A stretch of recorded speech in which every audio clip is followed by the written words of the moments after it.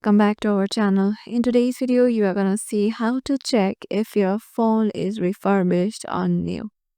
So the first thing you can do is you can dial directly go to your keypad and you can dial star hash and 786 hash star hash.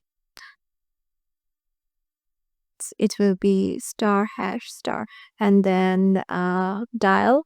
Or the second way is you can check your about phone in your phone settings.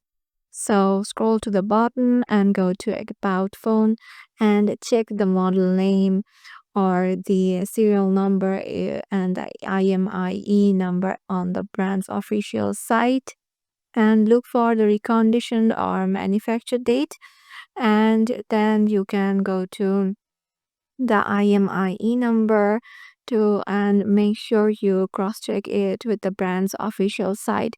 So these are the three fixes or the options you can try out to check if a phone is refurbished or new.